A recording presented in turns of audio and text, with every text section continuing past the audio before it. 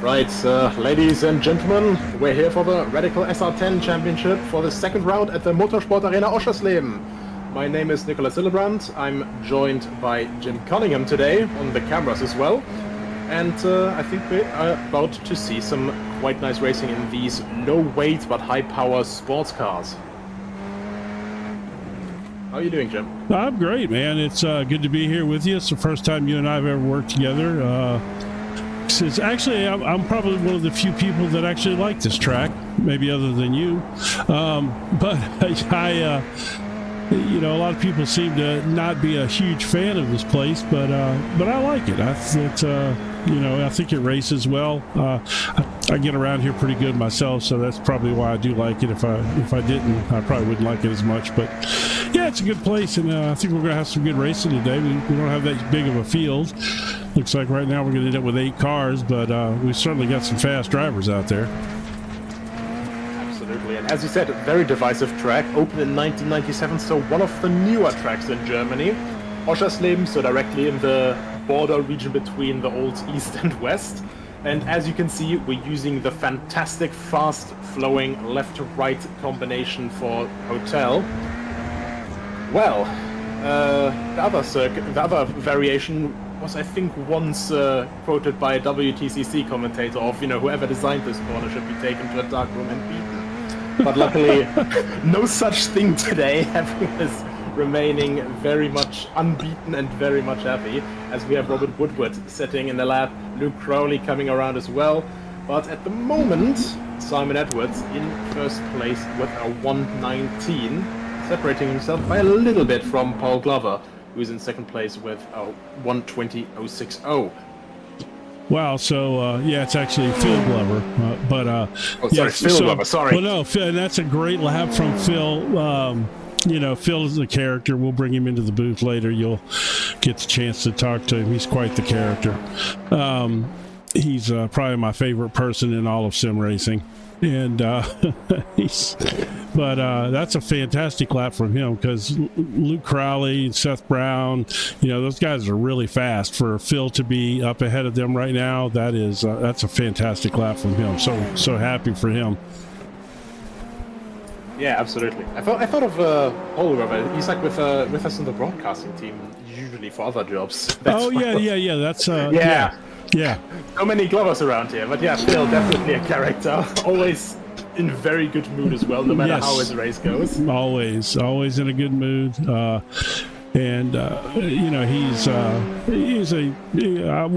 guess I can say he's a little bit of an older gentleman, since he's, probably my age or a little more.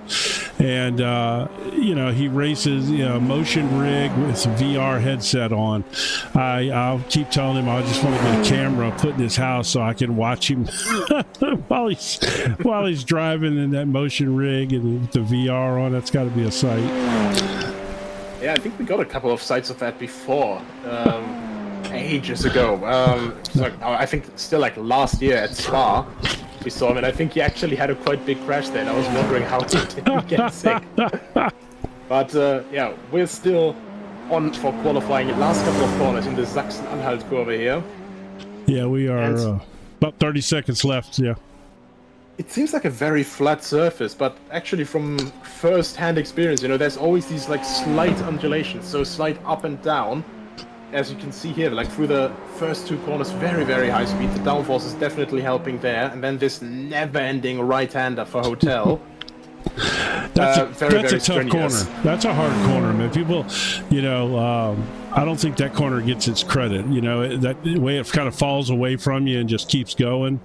That's a tough one. Yeah, absolutely. I actually had my first overtake in real life there. Yeah, that's what you were telling me. You had raced here once. It's probably better than the turn that gets you beaten. I don't know, but well, apparently we've got a grid going up here, so let's see what happens. Simon Edwards goes into first place in the number 52, followed by Phil Glover, Luke Crowley, and Seth Brown go in the second row. Michael LeMay and Don Charles round out the third row, and Robert Woodward and Scott S. Lear round out the field in the fourth row. Overall stretched by 3.6 seconds, and Scott hasn't, unfortunately, set a lap. Well, the good news is we're going to get a full reverse grid out of this when we do this first race, and then we come back for the second one. We're going to end up reversing the entire grid, the entire field here. So that'll be kind of neat. Usually it's, I think it's 10 cars, but so since we don't have more than 10 today, we'll get to just do the whole thing. Yeah, who doesn't love a reverse grid to mix it up a little bit? Yeah, it's fun, it's always fun to watch these fast guys come back through the field, and sometimes they can get themselves in trouble, and it helps, kind of balance out the points and stuff like that sometimes.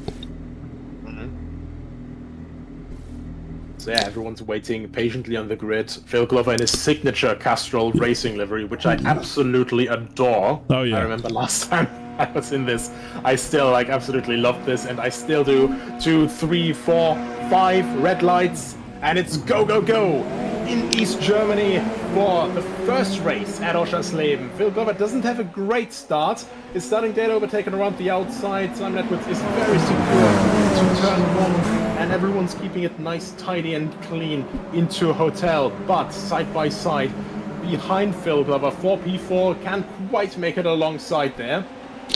Yeah, Luke Crowley got a nice jump on Phil there. Phil didn't have the best reaction time there on that one, but he slotted in there at third, and that's a good place for him to just settle in and get comfortable. Looks like everybody's trying to do that right now. Nobody's doing any craziness. They're just kind of getting the tires warmed up and making it happen.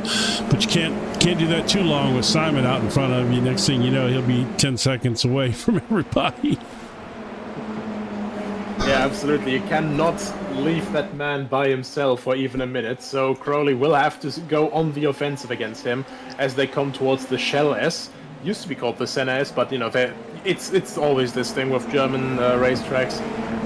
A new sponsor comes around, and the entire half of the track is just getting completely renamed as they come around the final corner to complete lap 1. 17 minutes for this race, and so far we've got 125 complete. So looking at a bit over 10 more laps to go, and Simon Edwards is putting some pressure on him. I'll let you do the math on those laps. I can't count past 10 without taking my shoes off, so we'll just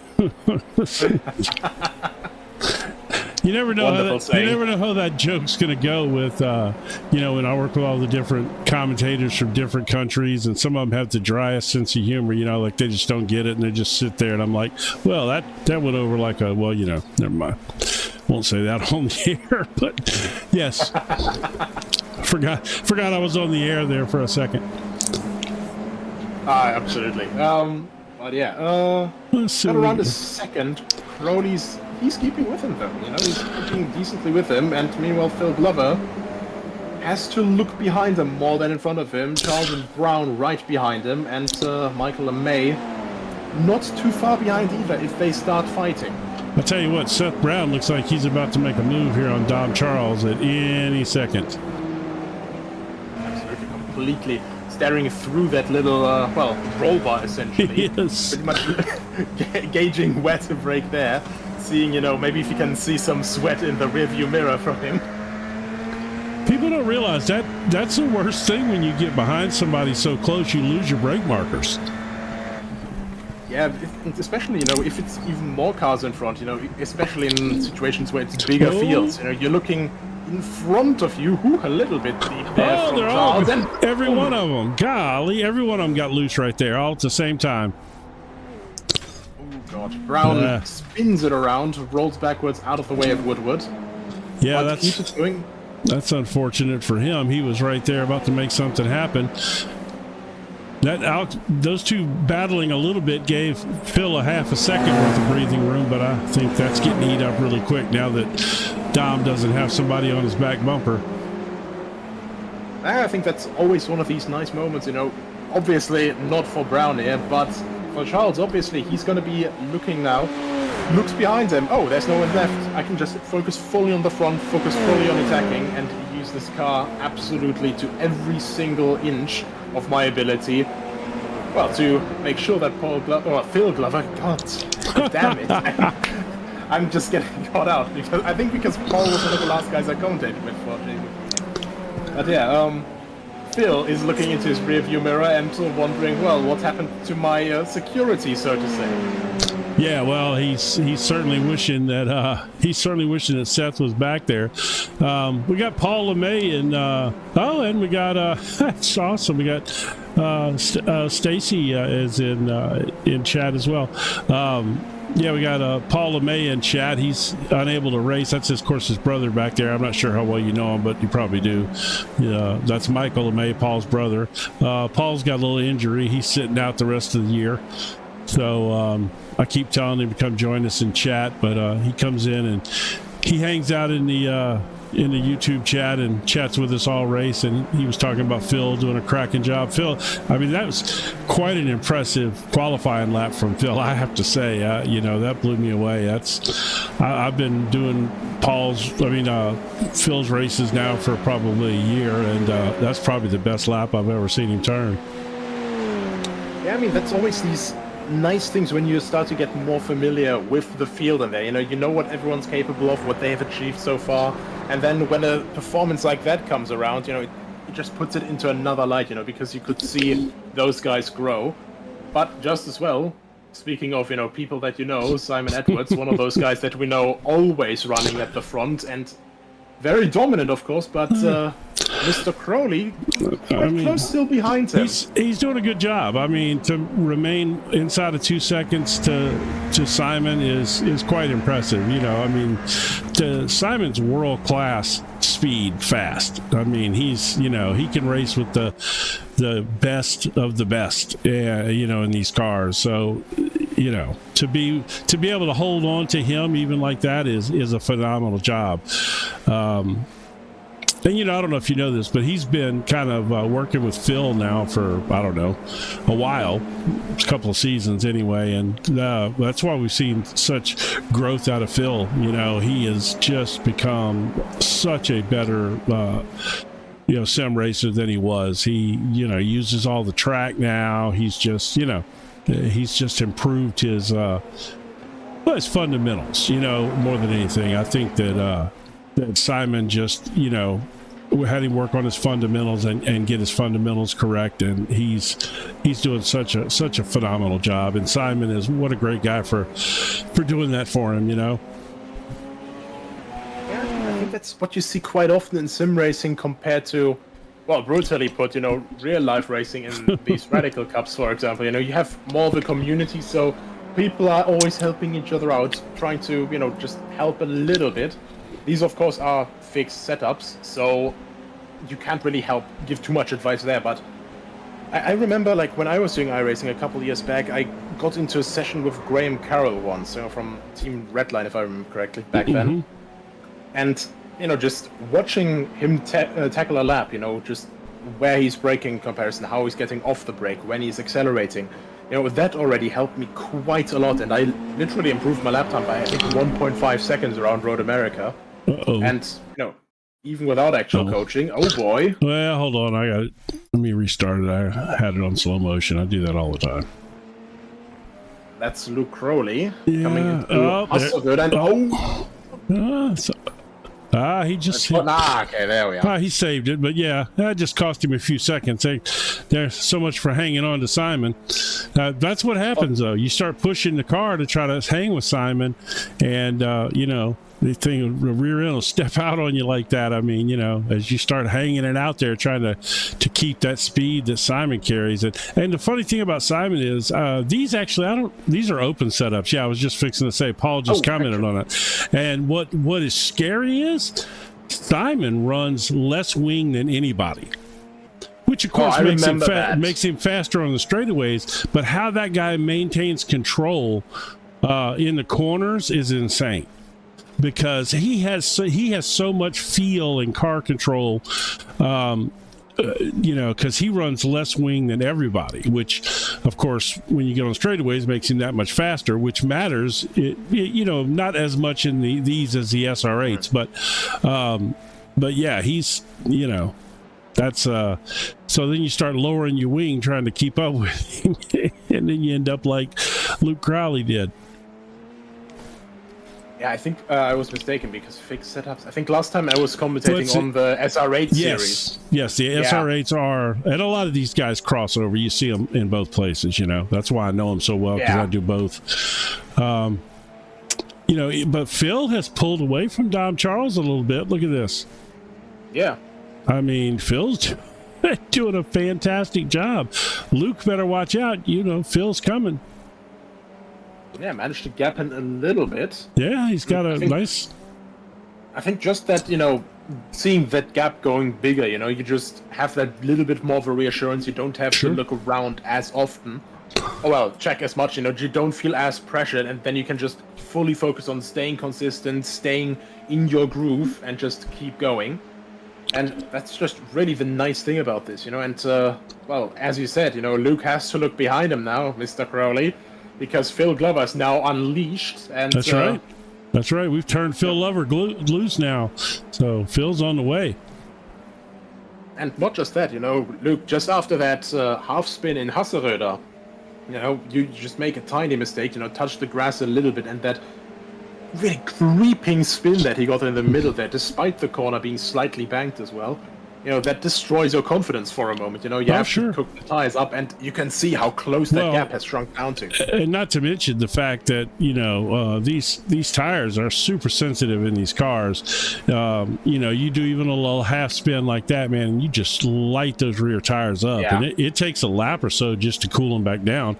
So Seth Brown looks like he's working his way back up through the field a little bit after that earlier incident. He is past Robert Woodward there, and he is back up to 6th place.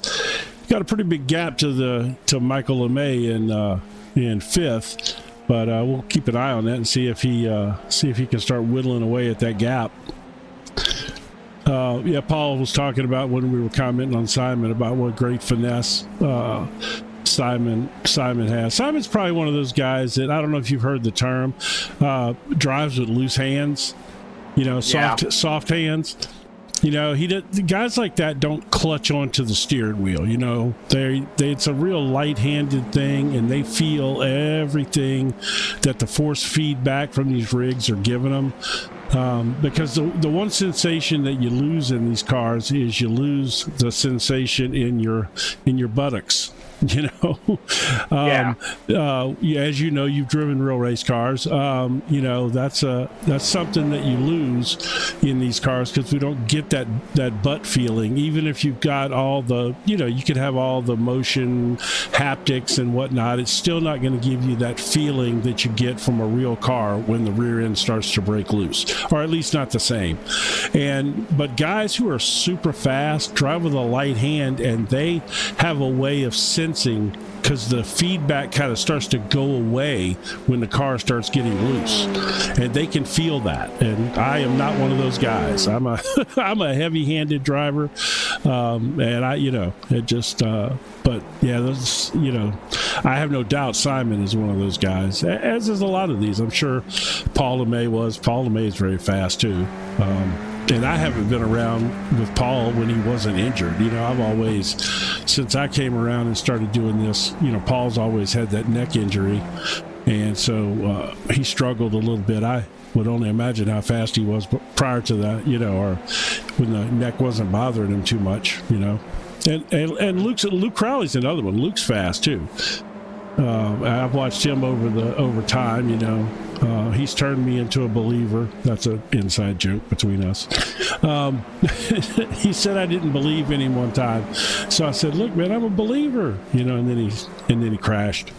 So I said, "I'm bad luck. I won't be a believer anymore." Well, look at these three here. This is getting to be a battle. Look at this. Yeah, exactly. We're rambling around for a moment, and well, Bill Glover, Don Charles. Both of them have just used that distraction. You know, Luke Crowley must have been listening to us commentate. You know, we believe, and as soon as we say that, he starts losing time. Oh, look, it's only been 0 days since his last spin. Right there on his dashboard. Oh, God. That's great, isn't it?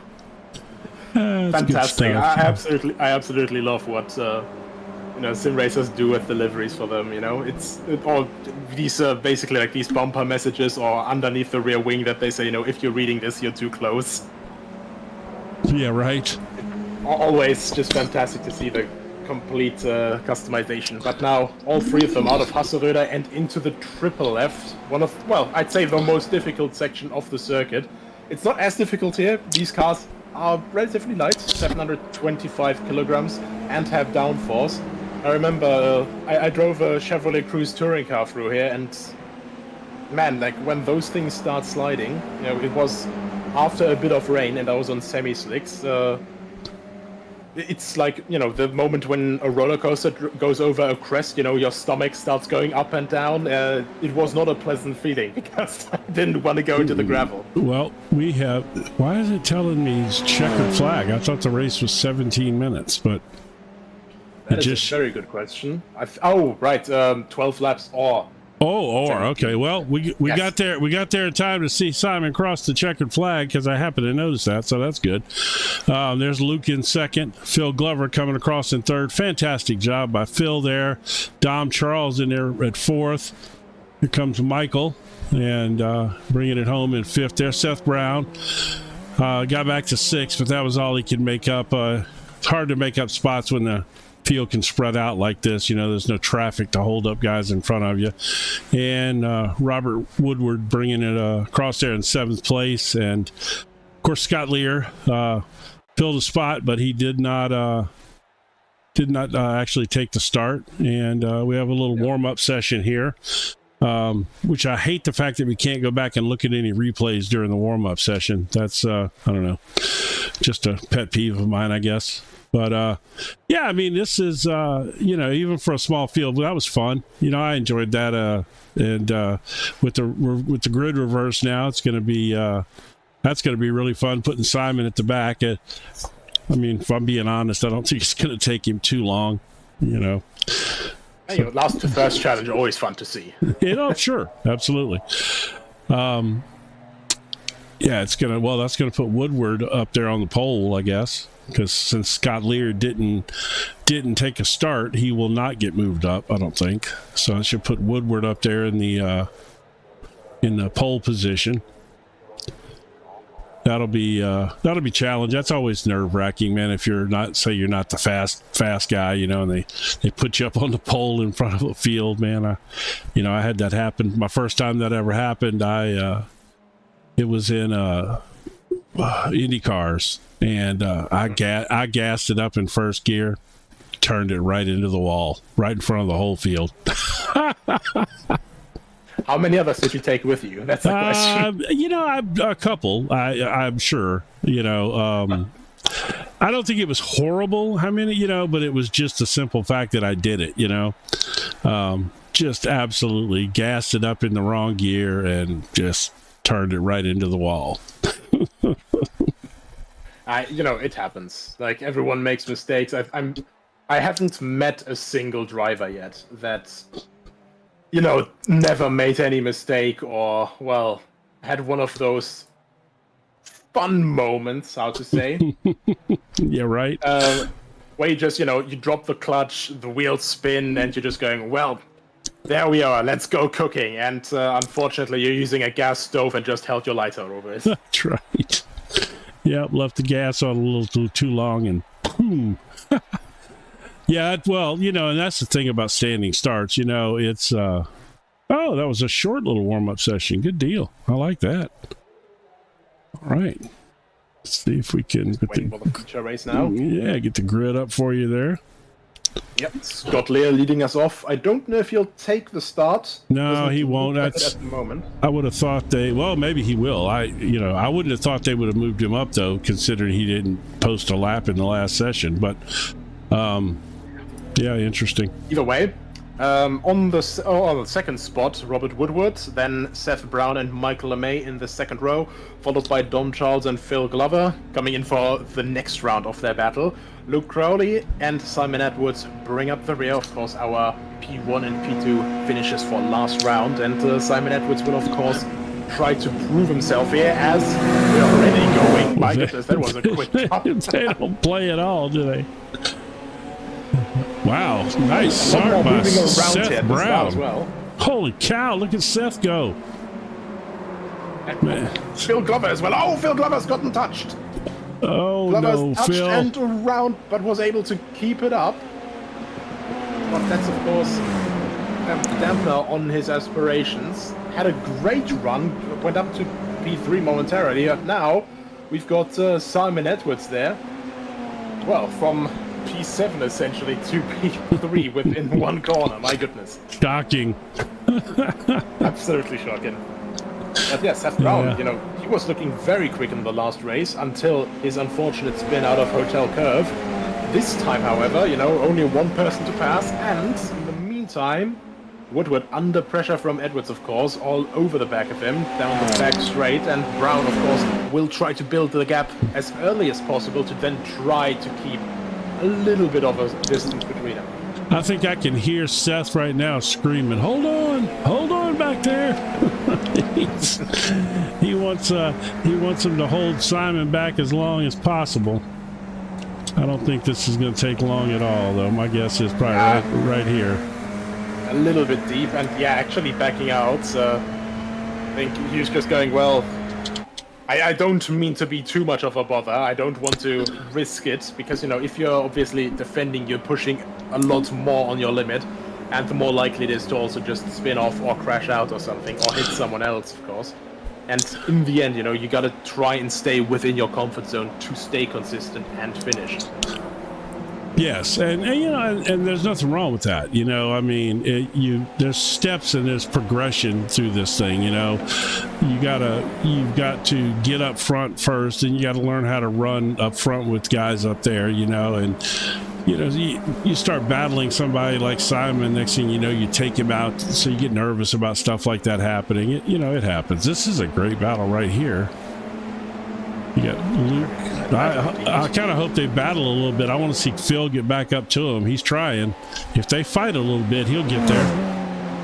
Yeah, I mean, he's closing it down quite nicely already. There was a 2-second gap earlier, I think, on the Delta.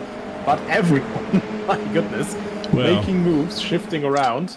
Not surprising. I mean, like I said, Luke's fast, you know, and he knows he can't lose sight of Simon for too long, or it'll be, you know, he'll be gone.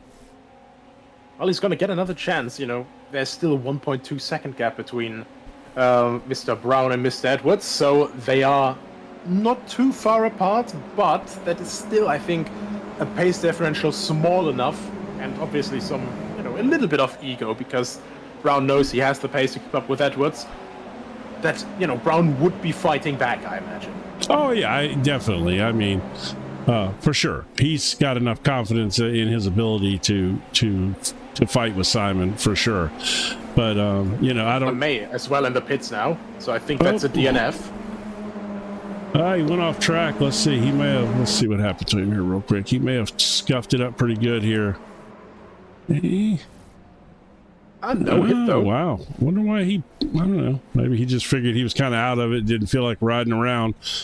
You know, yeah. You know, that happens. There's nobody to battle back there once you're kind of separated from the field. I don't know if anybody else... I'm sitting here watching Simon come up behind Seth, and all I can think is I'm hearing the Jaws theme in my head. You know, don't. Like, here he comes. As it just gets progressively louder and more bass boosted. Oh, look at Phil getting by Woodward there. There he goes. So Glover back in his comfort zone. Yeah, no, obviously a little bit of damage in that car, but doesn't seem to be slowing him down too much. Side contact is often not as crucial as, for example, front end or the rear wing getting damaged. So got away, you know, a little bit of good luck in bad luck, as we say in German. Yeah, well, let's see. His steering wheel seems pretty straight. It may be just a touch kicked over, but nothing that you can't handle. Let's see. It seems straight enough. Yeah, no, he's fine. Yeah, he's good there. As far as that goes, anyway, you know, at least that part of the damage. Good job. So, yeah, he's got Dom Charles in his sights now. Let's see if he can close that gap up. Speaking of closing the gap up here. Yeah, down to less than a half a second, so Simon Edwards all over the back of Seth Brown in the number 38. Yeah, he's coming hard here pretty soon, I think. Yeah, that could get quite dicey, quite interesting, because, as we said earlier, Luke Crowley, he isn't too far behind, about to peek into the 1 second gap as well. Yeah, I mean, he definitely hopes that Simon's gonna get held up here by Seth for sure. Quite interesting, going down to just over 3/10, and of course through that fast S. It's a big test of courage, of course. Even with higher downforce cars, you are still, you are constantly turning, changing directions while you have to progressively try to slow it down. And it's a very, very nerve-wracking experience into that corner. So not a wonder that, Simon Edwards, with the speed he has, well, actually, even more crazy when you consider he has lower downforce in this car, going as aggressively as he is into that section. But my goodness, look at that. Looking for the outside, looking for the inside. Trying to take a bit more momentum out of the long corner through the chicane. It used to be the McDonald's chicane, but that sponsorship expired, as we established earlier. Onto the back straight and using all of the circuit, both of them. Would have been funny if they'd have just changed the name to the Hamburg corner. Oh no, look at Simon! There's that lack of downforce coming is. very evident. There it is right there. Catches it. My goodness, you can see how he got that. Then he overcooks it, almost hits Luke, and has to stop. Oh my goodness. Well, that just made this race interesting. Yeah, absolutely. Now we're going to have some fun. Third in. Yeah, now we're and now we're going to be in for a show. See if he can make that distance up. That was good stuff right there. Well, not good stuff. Good stuff for the sense that we're gonna have a show on our hands now.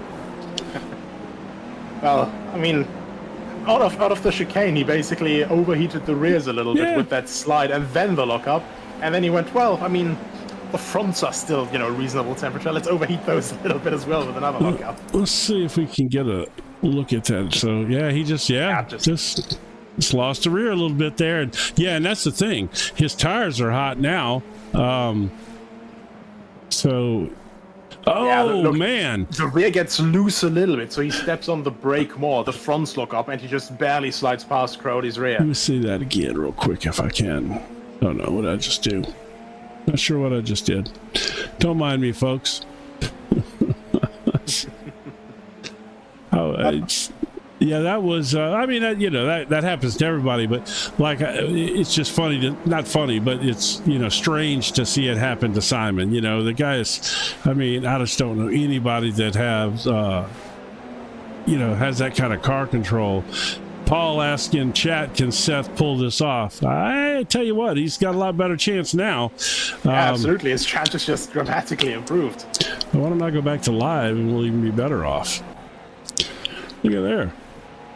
Nothing changed. 1 second gap across both of them. Yeah. It's. I'm also curious to see if Luke is slightly closing the gap on Seth himself. So Luke's moving in too. So Luke's flying right now. I mean, both of them at the front, they've got a very, very nice situation right now. Edwards obviously going to be trying to still cool his tires down a little bit, because after two of those escapades, you don't see it too much normally, but you see it a little bit here from the lower trackside cameras. Every single one of those apexes, and that goes for the next chicane as well, it has this slight dip, so it makes it slightly cambered, but it also gives it that slight motion of almost like going over a crest. Like you can see it here a little bit. And the weight transfer out of that, getting the traction down out of that, it's not always guaranteed to run exactly as you'd like. Edwards saw that just now, and especially after those two chaotic laps, he's slowly reeling it back in, got the car a bit more under control again, and is very, very confident. Seth Brown needs to turn off that relative right now. Yeah. He does, because both of them are closing on him. He just needs to turn off that relative to pin his ears back and get after it.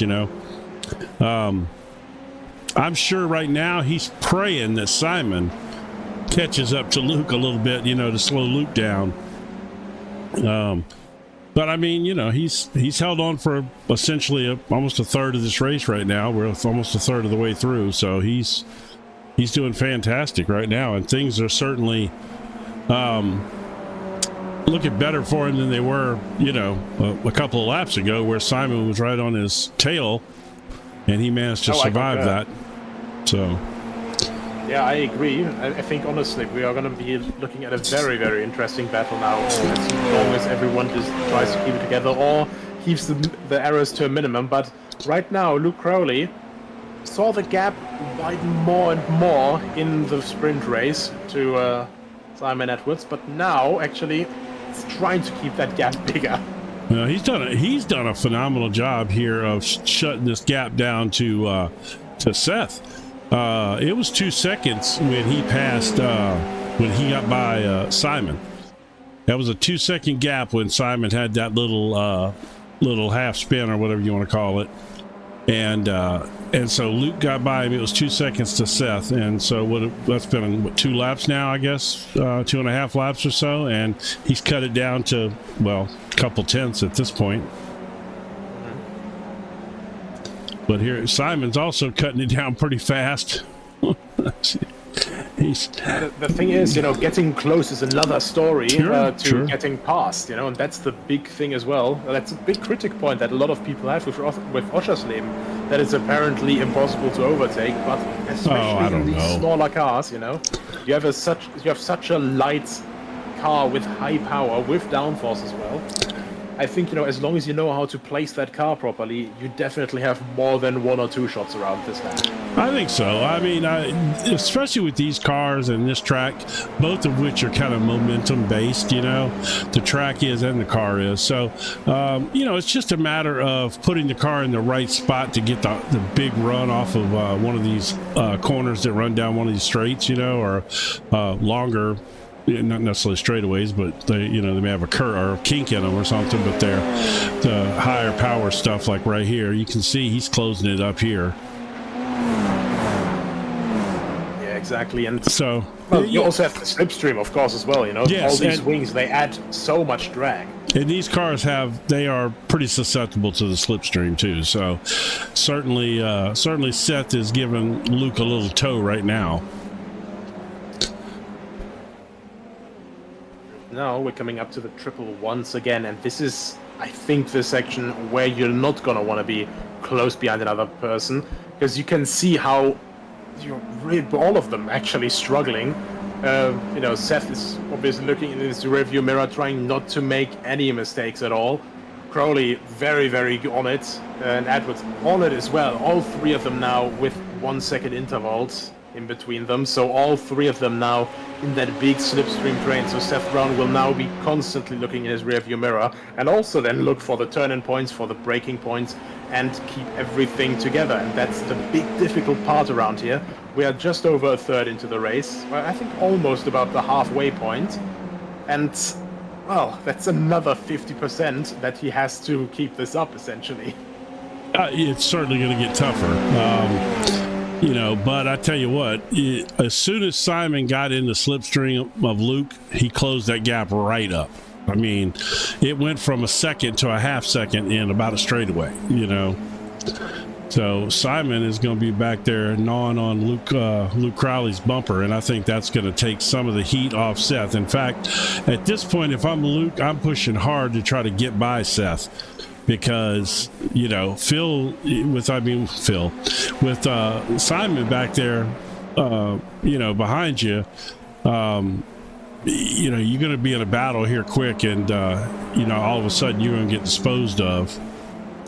Speaking of which, looking down the inside just a tad, slight offset of the cars through that corner. You can see them, slightly altering lines, but it's these tiny movements. They don't look like much, but in the driver's eye, just seeing that car, dart into one of the rear-view mirrors and then instantly dart away again. You're subconsciously always trying to look around. Where is he? Where is he at? Where do I have to cover? Is he close enough to attack? And Well, I tell you, the moment of that. That's a huge move of Simon's too. Simon is really good at getting behind somebody and then showing them the nose of his car on this side or that side, and he ends up forcing somebody to make a mistake, and he doesn't even have to make a move to pass them. They give up the space by making a mistake. Well, look, he drove it in there. He's gonna get a good run out of this right here too. He drove it in there. The closest he got since the closest he got to the rear end of Luke Crowley since that outbraking of himself in the last corner. Yeah, I tell you what, he got a nice run in there. That's going to really close that gap up. Now once again through the triple left, you can see how skittish the cars are as well. You know, it's absolutely mind-boggling with the amount of forces that are actually going through that. And obviously, G-force is one of the big things that we're missing in sim racing, but you know, in real racing, as you said earlier, you know, the buttocks, you know, you feel a lot more vibrations, you feel the G-forces, you feel the car turning, and you know, all the tires also like gripping up and losing that. So the physical exhaustion in real racing is a lot harder, but especially in this situation, in racing situations, the mental exhaustion, because you have different feedback and far less feedback to go off. Plus, you have to focus on, you know, who's behind me, who's in front. How much brake do I apply with the minimal feedback that I have comparatively, that I still get the most out of this car right now? Yeah, oh no, I agree 100%. You know, in so many ways, this can even be tougher in some ways than driving a real race car, because you do get less feedback. And so you have, you know, less of the ability to kind of feel when the car's on that ragged edge. And I think that is the genius of the guys that are super fast. They can extract that out of these sim rigs and know when the car is literally right on the ragged edge. Yeah, that's just, you know, it's always this crazy thing, you know, because you always have this moment. You're driving on what you think is the limit, and you see another guy in front of you that, oh well, someone that passes you with no problem. Yeah. And you see, oh wow, how in the bloody heck did he do that? Right, some guy just goes a second and a half faster, and you thought you were all over the ragged edge. Oh, look, Simon dipped a tire off there. Yeah. Maybe the dirty air getting to him a little bit. Maybe.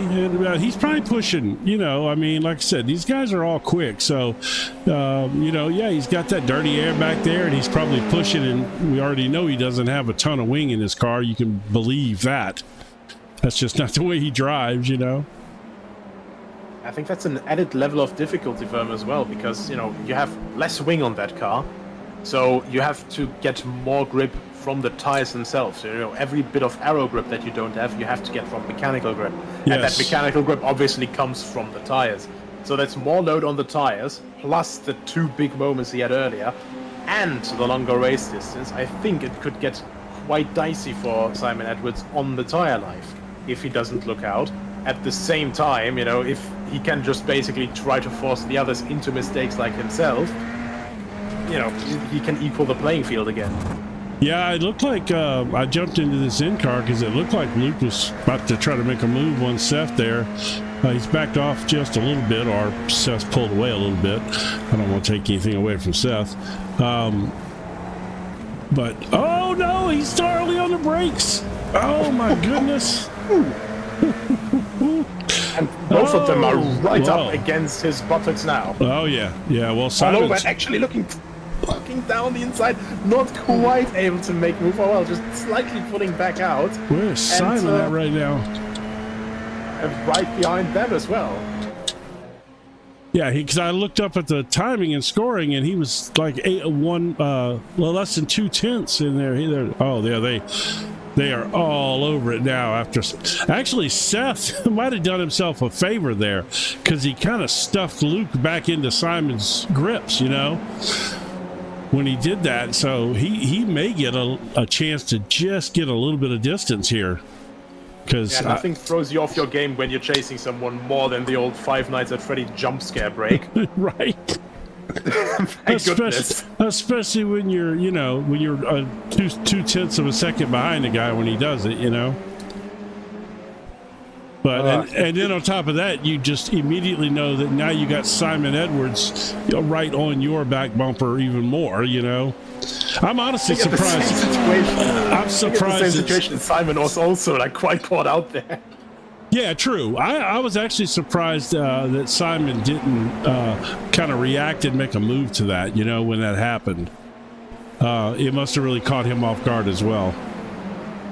I mean, in the middle of the corner, because on the inside of both of the corners of the Shell S, you've got sausage curbs, which true. In a touring car they're not too bad. No, they are in these though. These things, yeah, they're close to the ground. They're basically go-karts, high-powered go-karts. Yeah, and they're super light, and those big sausage curbs chunk these cars around. Yeah, you know what happens with F2 cars? Those things just take off. It's the same thing here. No ground clearance, and especially you have the suspension movement. Suspension bottoms out. You hit the floor of these cars with the sausage curb, and they take off and join the grandstands essentially. Right. I'll tell you what, you got to be impressed with Seth here, though. This has been going on now for quite a few laps, and he really hasn't been in danger yet. I gotta say, he's been driving mighty impressive after that very regrettable mistake in the sprint race. And honestly, for points reasons and also just generally confidence reasons, you know, I think the best way to have a mistake is to do it in the sprint instead of the feature. Yeah, sure. So, absolutely nailed it there with the strategy. Just keep it alive now. I think it's just over 8.5 minutes left. And then Seth Brown would be looking at taking the top step off the podium. So, you know, doing it very, very nicely right now, keeping everyone behind him, keeping everyone a comfortable 0.3 behind. This is definitely one of the best performances I've ever seen out of Seth, no matter what the end result is, you know. He's performed phenomenally so far. It's been great. But could he pull this off as a win with these two guys on his bumper for, you know, 30 minutes or 25 minutes, whatever it will end up being? Impressive. Yeah, I mean, winning a race is one thing, but winning a race against these two, you know, chasing you down the entire time as well. Absolutely. Keeping your nerves, keeping your wits about you. Absolutely. And, you know, especially around the circuit where there's, other than turn one, you know, everything is based, well, the last corner, I mean, everything is basically medium speed. Because all of the longer corners, except for Hotel, they're all slightly on camber. So you have this stupendously fast overall circuit, by all rights and means. So yes. You're just constantly looking to, you know, keep it at the highest speed as possible. Make a mistake like that there with Luke Crowley. Almost in the attack winner now. Are we going to see an attack from Simon Edwards now after his mistake earlier? But can't quite get close enough yet. No, not yet. But that's certainly a... Oh, here he comes. Oh, he's driving it in here deep. Watch this. He's going to get a hard run, though, right here. He's going to turn it down underneath and get a good run. I think he went a bit too deep there. Tried to push a bit too early. And yeah, maybe. You know, that second corner, Hotel, the right-hander, it's the never-ending story, as Reece Gardner used to say. And, you know, you try to push a little bit too early, get carried out too early. You're running onto the AstroTurf there. That's actually quite a good description, the never-ending story. I like that. Yeah, exactly. And even if it's a bit, you know, slightly on camber still, you know, you just have it too long, the left side tires get overloaded and you just get run wide. And you have to take throttle out again. So you lose momentum and that gap opens back up again. And you can see Edwards now trying his best, you know, trying to push hard, get closer and closer. But also, the slipstream isn't quite as effective, with Crowley also being pulled by Brown. You know, I have to say, I have never seen Simon, I don't want to say struggle to pass someone, but I've just never seen him stay behind anyone. You know, he's always so fast. I thought he just got the final lap. They got a jump on us. Wait, what? So, yeah, they got the jump on us. How did that happen? We ran out of laps. I thought. Excuse our... excuse our light confusion Oh here. my So gosh. usually the website would have the schedule up, but the website doesn't have the current schedule up. So we don't have the exact race lengths here in this situation. Well, But with that, all we can say is congratulations. Seth Brown, absolutely phenomenal drive to Oh my hang on God. to that lead. Well, we And were right Luke there. Crowley We were as right there well. with him either way, but it would just, it Yeah. caught me off guard. I had no idea. And did it even tell us that it was a white flag lap? I don't think it did. No. Oh my goodness. Anyway, congratulations to Seth Brown. That was impressive. And to Luke. Absolutely. You can't take anything away from Luke there at all. He got by Simon, and Simon was all over his back bumper again, and Simon could not get by him, and that was extremely impressive. All right, let's see if we've got our feature results here now. I believe we're going to right here. There they are. There we are.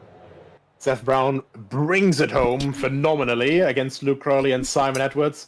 Dom Charles brings in the first place behind the podium, followed by Phil Glover, Robert Woodward, and unfortunately Michael LeMay, we lost early on in the race. Scott Lear, unfortunately, didn't start either race. So I think we also have some people for interviews. We do. Right now we've got Phil and we've got Luke. Let's bring Luke in first.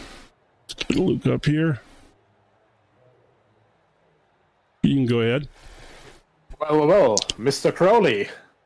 Hello. After, quite action-packed race, how are you feeling right now? Yeah, I'll take P2. It's so hard to pass around here. Like, I could get right up on the back of Seth, but there's absolutely nothing you can do. And I'll take having Simon behind me at the end. That's always a good thing. You can't beat that. By the way, I just want to tell you that I'm still a believer, just so you know. You're still my good luck charm, Jim. Yeah, good luck charm, mate. Definitely. That was a nice run. That was a great run out of Seth, and that was a really good run out of you as well. To hold Simon off for as long as you did, that is just unheard of. Like, I was sitting there at the end of the race, which did catch us off guard. Y'all ran so fast, we ran out of laps long before we were going to run out of time. And we were sitting here waiting on the time, and all of a sudden we had a checkered flag. I've never seen Simon not get by somebody. You know what I mean? Like, it's just, he's so fast and so good that I was just baffled that he was staying back there. Like, you were keeping him back there. What a fantastic job. And that is no small feat to do that. Thanks very much. I'd love to take all the credit for it, but honestly, it's I was getting draft from Seth in front, and this track is just so for me, it's a bit too small. It's just a little bit too small. There isn't enough straightaway to make the most of the draft to try and get past somebody. So if you've got two people that are sort of there on pace, then it's very, very difficult. And Seth was putting in some mega lap times in first, so I was just leeching off him more than anything. Yeah. My last question is, how scared did you get in the Shell S when he was all of a sudden very, very slow through the second bit? And I think both you and Simon had to utterly slam on the brakes to avoid disaster there. Yeah, I have a feeling that's what happened to Simon when he spun, that Seth got a little bit slow. And yeah, he got a little bit slow in front of me. I honestly thought I was going to be right up his bum. But it didn't happen, thankfully. I think I did make contact with him, but I got a 0x. So I was lucky, and then Simon managed to get a run down my outside because of it, and that made things a little bit hairy. But we came out of it, so I'm all right. Yeah, that was really fun, man. And again, congratulations! What a phenomenal run for all both you guys to stay ahead of Simon, and just congratulations. You got anybody you want to shout out to while we got you? Besides me, besides your good luck charm. Yeah. Well, I always shout out to you, Jim. Always shout out to you. But yeah, shout out to Seth as well for helping me get P2, because it was literally all his draft that kept Simon behind me, I think. So yeah, I'll shout out to Seth. All right, buddy. Well, it was good to talk to you, and hopefully we'll get to see you next week as well. Yeah, we'll be here. So all cheers, right, guys. Yep. Talk to you later. All right, let's grab P2-sitter. Yeah, let's grab Simon real quick. Pull him up here. All right, go ahead. Simon, are you there? I am. Bit of a wild ride this race, wasn't it? It was. I couldn't turn my pace into a result there, and I have no idea how I lost the rear in that at the end of that lap where I lost the rear. Yeah, I've it not was lost a it. very, very weird one, but Yeah. very good catch as well. To limit the damage there. Yeah, and then I nearly wiped Luke out in the last corner. And then it took me most of the race to then catch him back up. Yeah, I mean, the easiest way to, even out the imbalance of overheated rear tires is to overheat the fronts next. Yeah, I definitely did that. I was going to say that during the race as part of the commentary, and I just never got the opportunity to. But that was the exact joke I was thinking. Well, he was just balancing out the front tires. He heated them up too. Yeah, no, I lost the rear again as I started braking for the corner, so I had to save it again with a lockup. So that's why I ended up doing that.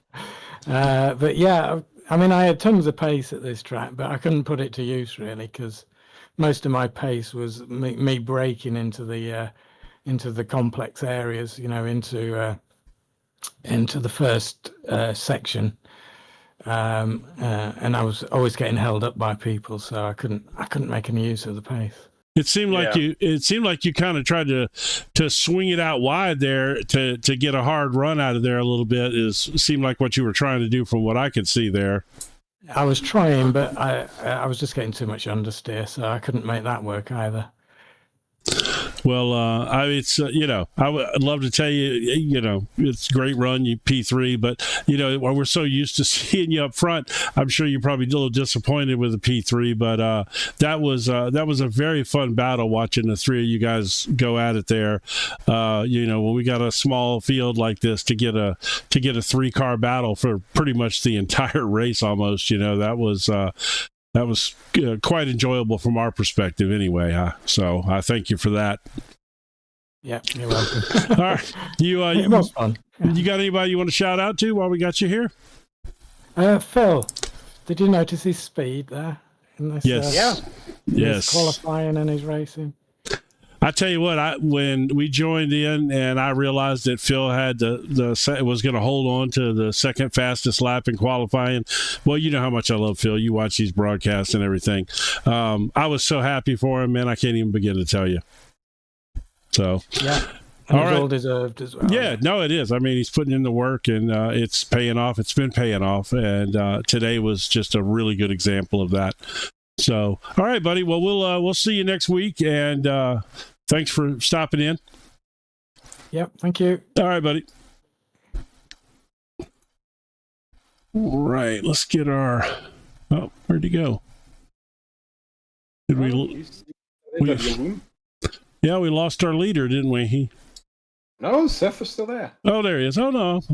Okay, there he is. Let's bring him in. There he is. Mr. Brown, I hope we didn't catch you in the middle of a joke. Sorry. No, it's all fine. Perfect. Well, the Mr. Winner Chicken Dinner, during the race, we had very, very big support for you in chat from Paul LeMay. And, all of us were feverish from that drive. Really, really well done, mate. Congratulations to the win. Thank you very much. Yeah, I thought Simon and Luke were going to come, and yeah, they just never did. It's very hard to overtake, right? So I had that in my favour. But yeah, happy with that. I was, when I joined practice, I was 4 seconds off the pace. Well, you weren't 4 seconds off the pace there, that's for sure. I don't know what happened. Look, man, I'm telling you, I know it may be hard to pass here, and that's fine, and everybody says that and whatnot, but, it's also a place that's really easy to make a small mistake and burn yourself. There's several of these turns that are high speed, and you've got bumps going into some of them. You catch that camber wrong in some of those turns, and it'll kind of sling you out there a little bit. And you had that one little mistake there that got everybody up your rear end a little bit, but other other than that, you ran a really clean race there, and there's a lot to be said with Luke Crowley and Simon Edwards chewing on your back bumper like that to be able to run a clean race. So more power to you, man. You did a great job there. Thank you very much. Didn't feel so clean from inside, but but yeah, I'll take it. And I had to manage a slowdown, which is why Luke probably nearly ran into the back of me. Really? Oh, that would explain it. Wow. Yeah, I got through the chicane. I got to slow down, and I was like, I'm not giving this away. Yeah, well, one of the best things that you did there was funny. I even commented on broadcast is when you hit the brakes like that and both of them got locked up behind you, you kind of stuffed Luke back into Simon's teeth, and so it kind of gave you that little bit of a chance to get to pull back away because Luke was so concerned that Simon was getting a run on him, Yeah. I mean, I'd say that was all part of the master plan. Yeah, sure. Yeah, absolutely it was. It is now. Nobody knows any different. So. When everything randomly falls into place and you're just sitting in beneath the wreckage and flames and go, yep, as planned, perfect. Well, look, man, I'm going to tell you. I'm going to tell you straight up, to have a 7-car field, because Scott didn't even take the grid, y'all made that as exciting as a 7-car race could be. I'm going to tell you right now, we had 25 minutes of y'all nose to tail running around here, and that was a lot of fun. So I appreciate that. Congratulations again to you. Do you got anybody you want to shout out to since we got you in here with a big winner tonight in the feature race? Yeah. I mean, I think I'll shout out to the people who turn up because it's skinny on the grid at the moment, but I appreciate every time somebody turns up and races. So more people on the grid, yeah. To that. Yes, I agree. Just it's a great series. We need more people on the grid here. It's horrible that we don't have it, but again, congratulations. And look, man, I hope we get to do this some more for these for first place. That was fantastic. I'm just so blown away by your performance here today, just the way it all worked out for you. I'm really happy for you. So congratulations again, buddy. Well, thank you very much, both of you. I hope I'll see you next week. And yep. And yeah, feeling good. Thank you. All righty. All right. Cheers. Let's go get our buddy Phil.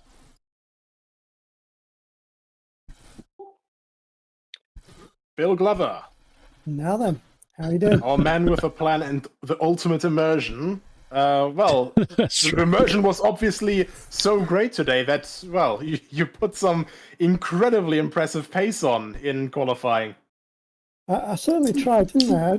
I was about 0.6 behind Simon, so that's not bad for me. Look, man, I was so how happy. fast you were. Oh yeah, he was. Simon was proud of you. Look, I don't know if he told you that or not, but you could, I know you guys. I know you guys well, and he was proud of the fact that you qualified second. Not to mention, of course, Paul and Stacy Scott's in chat were also very, very proud of you. When I realized that you were going to hold on to the second fastest lap there, I felt like a proud dad, and I really did. No, I did, man. I need to make my way across to the States and give you a hand of shake. I'm assuming you are in the States, aren't you? Yeah. I'm down in the hot part of the country too, to make you feel like you're at home right now over there. But I was just happy for you, man. It's just another example of the hard work you're putting in, and it pays off, and it's sometimes it's not as rewarding as it should be, and just like in that second race, you had a little unfortunate there, and it ends up kind of just becoming a boring race at that point. But you take away that. Because when I look at my times, I was quite a bit off the pace on the second race, so that's all I can say. But, the problem is when we got these so few cars out here, you get separated a little bit, and then you're just kind of riding around at that point. Yeah. Nothing you can do about it. But, buddy, congratulations. You know how I feel about you. So, actually, I think it is my first podium in Is it? racing. I think so. Wow. I did not realize that. Wow, that's kind of shocking to me if that's the case. But if it is, even a bigger congratulations. But look, that second place qualifying lap, man, you know, like to me, that's just, you know, that's a big feather in your cap right there. Not only the fact that nobody was faster than you except for Simon, but the distance between you and Simon, to be that close to a guy who is, you know, he's one of the best radical drivers in the world. You know, I mean, so yeah, that's fantastic. Well, Simon, because he's been putting a lot of time and effort into us trying to narrow the gap, and we keep looking at the telemetry and such like to try and work out where I'm losing it. But to be honest, there's bits that he can finesse that I just can't get that yet. Sure, of course, you know, and yeah, of course. I mean, it you know, it's a process, man. I remember though, going back to when I first met you, the progression that you've had till now is ridiculous. Right, you know, no, it's true. I mean, I felt like when I first met you that I could race with you, you know, and I couldn't keep up with you now. You know, that's the honest truth. Maybe we should do that, Jim. Maybe we should join a race sometime, and that'd be good fun. That would be fun, actually. I wouldn't mind doing that. Maybe I could commentate. Maybe I could commentate while driving. Or we could both commentate at the same time. Now, that'd be fun. Me, you, and James all in here at the same time. That'd be good. Yeah. All right, buddy. Well, you got anybody you want? I know you want to shout out to Simon, of course. So who else you want to shout out to? Well, Seth, because he obviously took another victory, which is fantastic. So, yeah. All right, buddy. Well, we'll see you next week. And we'll talk. Shout out to Paul in his castle. Yes. Well. Yeah, he's back there, and he's in. You know, I heard he was out there with the hose earlier, filling the moat. But he's yeah, he was cheering for you though from the castle. So he had he probably had you on the big screen there in the Great Hall. You know. Yeah. All right, man. On that bombshell, I'll catch you next week. All right, buddy. Talk to you later. Cheers, bye.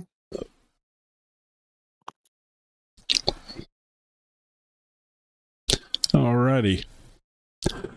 So everyone sounded quite happy. Yeah, no, I mean it's fun. These guys, you know, these guys have fun, man. It's a fun league. I just can't believe there's not more people here. You know, I mean, really, it's a fun league.